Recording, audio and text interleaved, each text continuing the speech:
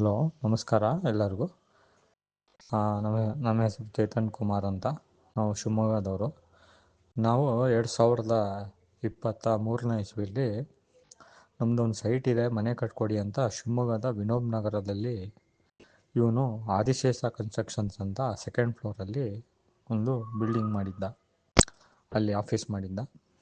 ಅಲ್ಲಿ ನಾನು ನಮ್ಮ ಮನೆಯವರು ಹೋಗಿ ವಿಚಾರಿಸಿದಾಗ ನಿಮಗೆ ಕಡಿಮೆ ರೇಟಲ್ಲಿ ಮಾಡಿಕೊಡ್ತೀನಿ ಅಂತೇಳಿ ಚದರ ಅಡಿಗೆ 1,80,000 ಸ್ಟಾಪ್ ಮೆಟೀರಿಯಲ್ಸನ್ನು ಹಾಕಿ ಮನೆ ಕಟ್ಕೊಡ್ತೀನಿ ಅಂಥೇಳಿ ಅಗ್ರಿಮೆಂಟ್ ಮಾಡಿಕೊಂಡು ಒಂದು ವಾರ ಆದಮೇಲೆ ಸೈಟ್ ಹತ್ರ ಬಂದ. ಸೈಟ್ ವಿಸಿಟ್ ಮಾಡಿ ಕ್ಲೀನ್ ಮಾಡಿಸ್ಕೊಡಿ, ನಾವು ಆದಷ್ಟು ಬೇಗ ಸ್ಟಾರ್ಟ್ ಮಾಡೋಣ ಗುದ್ಲಿ ಪೂಜೆ ಮಾಡಿಕೊಂಡು ಅಂಥೇಳಿ ಆಗಸ್ಟ್ 22, 2023ನೇ ಇಸ್ವಿಲಿ ಗುದ್ಲಿ ಪೂಜೆ ಆಗಿ ಅದಾಗಿ ನೆಕ್ಸ್ಟ್ ದಿನದಿಂದ ಎಕ್ಸಿಬಿಷನ್ ಸ್ಟಾರ್ಟ್ ಆಯಿತು. ಎಕ್ಸಿಬಿಷನ್ ಆಗಿದ್ದ ದಿನದಿಂದನೇ ಜಗಳ.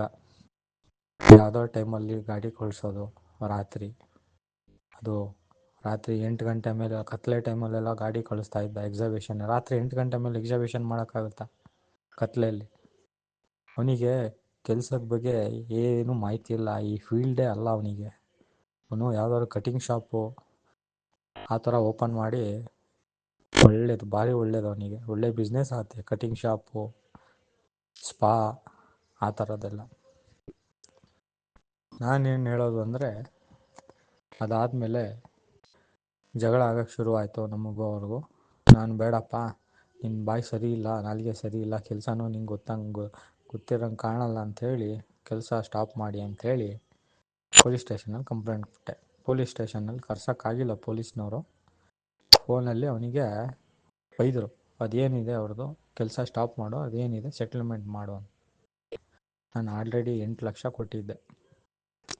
ಅದಾಗಿ 2 ದಿನಕ್ಕೆ ಮನೆಗೆ ಬಂದು ನಮ್ಮ ತಂದೆಯವರಿಗೆ ಕಾಲು ಕೈ ಎಲ್ಲ ಹಿಡಿದು, ನಿಮ್ಮ ಮಗ ಕಂಪ್ಲೇಂಟ್ ಕೊಟ್ಬಿಟ್ಟಿದ್ದಾರೆ ನನ್ನ ಮೇಲೆ, ದಯವಿಟ್ಟು ತೊಗೊಳಕ್ಕೆ ಹೇಳಿ ಅಂಥೇಳಿ ಕಾಲು ಕೈ ಇಟ್ಕೊಂಡು ರಿಕ್ವೆಸ್ಟ್ ಮಾಡಿ ಮತ್ತೆ ಕನ್ಸ್ಟ್ರಕ್ಷನ್ ತೊಗೊಳ್ಳೋ ಥರ ಮಾಡ್ದೆ.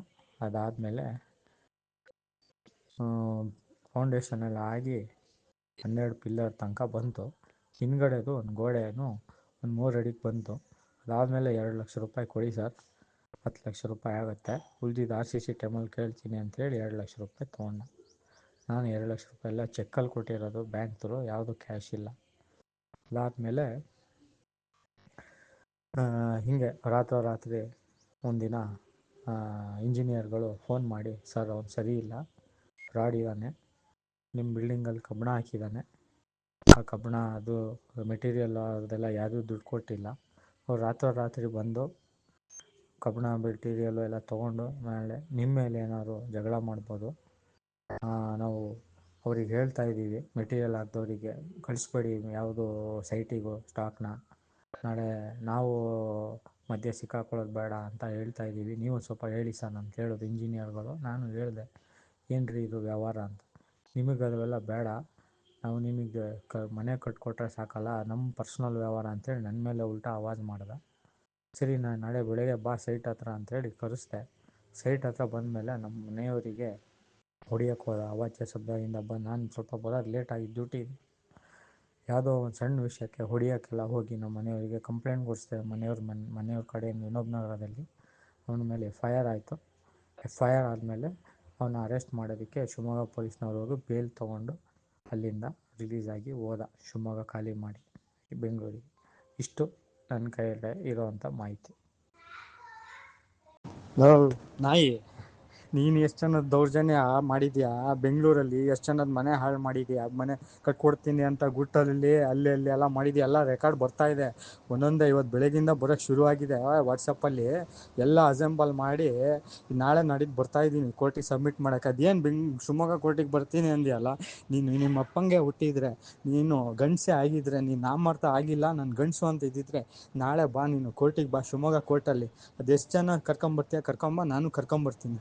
ಆಗಲ್ವಾ, ಬೆಂಗಳೂರಿಗೆ ಬರ್ತೀಯಾ ಬಾ, ಬೆಂಗಳೂರಲ್ಲಿ ಯಾವ ಕೋರ್ಟು, ಯಾವ ರೂಮು, ಎಲ್ಲಿ ಡಿಸೈಡ್ ಮಾಡು, ಯಾವ ಪಾಯಿಂಟು ಅಂತ ಡಿಸೈಡ್ ಮಾಡಿ. ನಿಮ್ಮ ಅಪ್ಪಂಗೆ ಹುಟ್ಟಿದರೆ, ನೀನು ಗಂಡಸೇ ಆಗಿದ್ದರೆ ಬಾರ, ನೀನು ಬರೀ ಫೋನಲ್ಲಿ ಅಲ್ಲೆಲ್ಲೋ ಕೂತ್ಕೊಂಡು ನಾಮರ್ದ ಅಂತಾರ, ಅಲ್ಲೆಲ್ಲೋ ಕೂತ್ಕೊಂಡು ಸೆಂಡ್ ಅಂತಾರ, ವಾಯ್ಸ್ ಮೆಸೇಜ್ ಹಾಕ್ಬೇಡ.